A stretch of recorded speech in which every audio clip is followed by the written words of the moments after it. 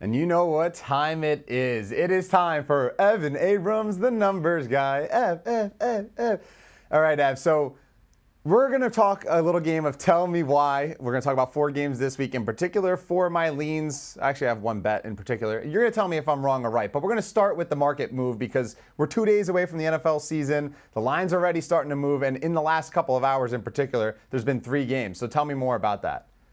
Yeah, I'm going to look up right now because I'm actually looking at the board on my other computer right now. But line one, you need to know Green Bay, Philly. Philly just moved down to 2.5, so 2.5-point favorites in that Brazil game. The other big one, Pittsburgh, Atlanta. Atlanta literally moments ago, as we're on this call getting ready to come on live, Atlanta moves to 3.5. So now with the hook on Pittsburgh there with the whole Tomlin situation becomes interesting.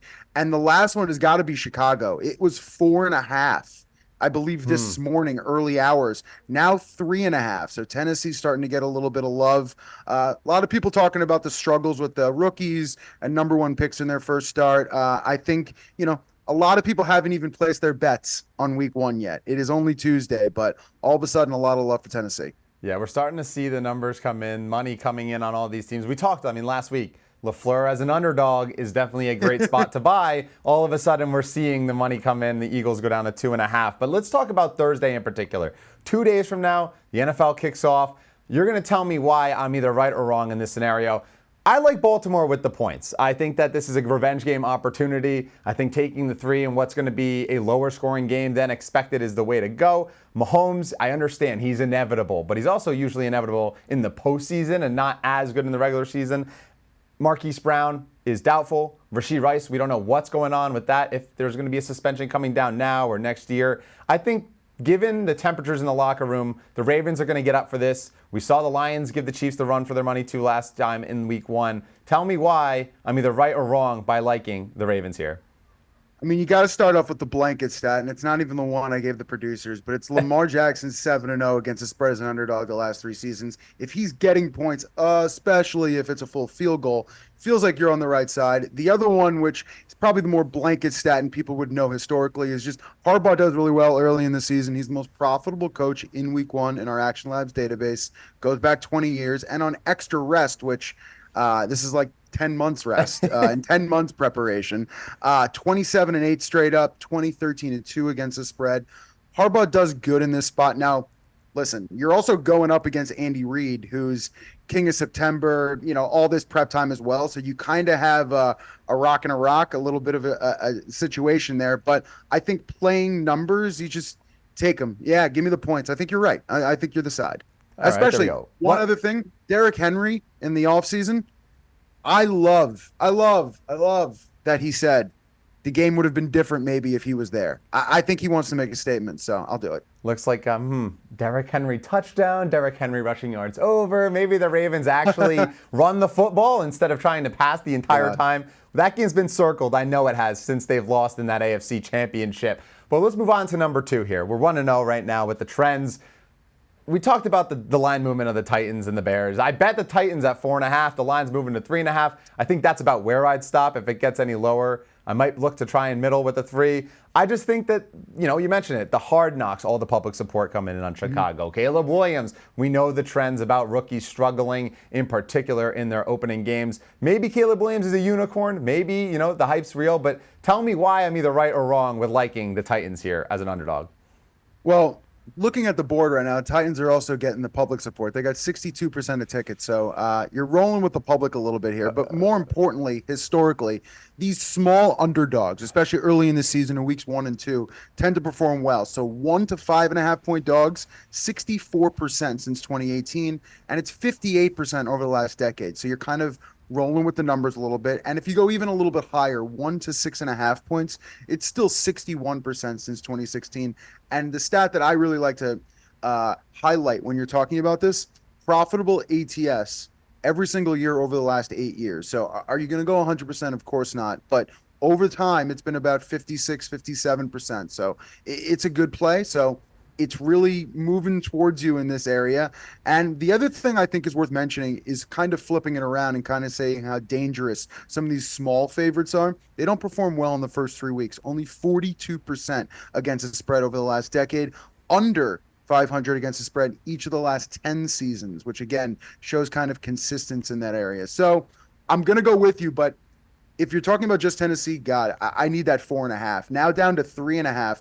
You're talking about really going over a key number there. So a bit of a different spot for me. Yeah, definitely more hesitant with the 3.5. Before, when this was 4.5, that's when I attacked. That's when I grabbed it. I am very happy that I did before the line moved. And listen, early on, maybe the public's on my side because the early money's coming in is the smart money. At least that's what I'm going to tell myself to sleep easy at night so that I'm not with the public in this one in particular. But let's look at another game, Cincinnati, New England. This is a very interesting one. I just talked to Chad and Simon about the Jamar holdout, what that's going to entail.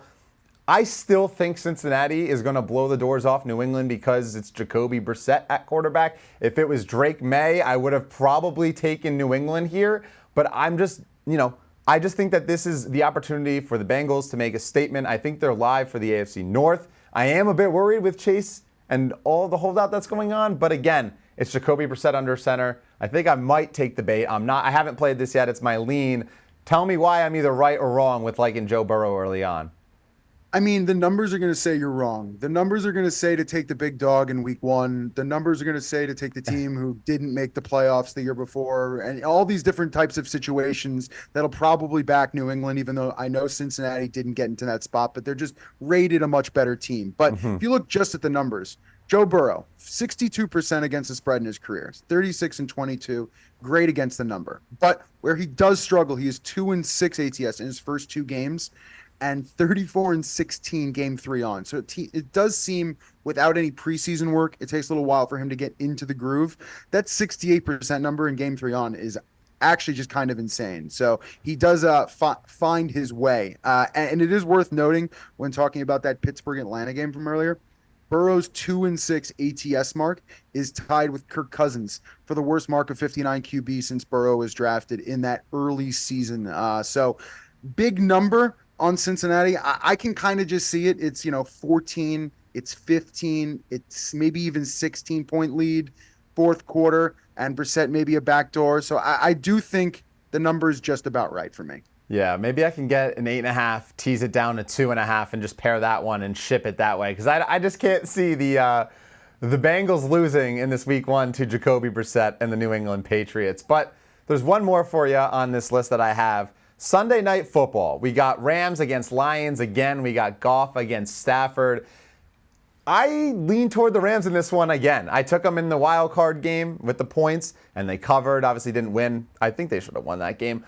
But the same story's happening here again. We get them in week 1. I understand it's Jared Goff and the Lions and Dan Campbell, but this is a healthy Matt Stafford, a healthy Cooper Kupp. Am I a little bit worried about the defense? Sure, but I am buying in on this offense. We finally have Kyron and Blake Corum, who I think you can't sleep on, by the way.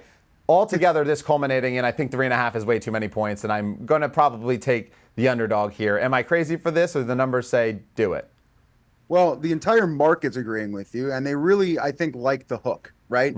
As you see a lot of these games kind of sitting on 3, and actually a few of them moving up to 3.5. Well, the Rams have already been there, and the markets agree with you. Both the tickets and the money kind of leaning towards the Rams right now, which is interesting considering Campbell and Goff's success just covering blanketly overall kind of as a duo.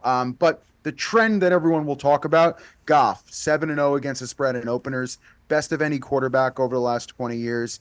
Covers with the Rams, covers with the Lions, kind of all work for him early in the year. And really the thing everyone has talked about throughout the offseason is not only the Lions' nice schedule having to play indoors versus outdoors, dome first 4 weeks, dome 7 of first 8 weeks, week 9 in Lambeau, only outdoor game till week 16. So very favorable there. And just to throw a few numbers in terms of indoor and outdoor in Goff, indoor, 35-17 ATS, 25-9 last 3 seasons.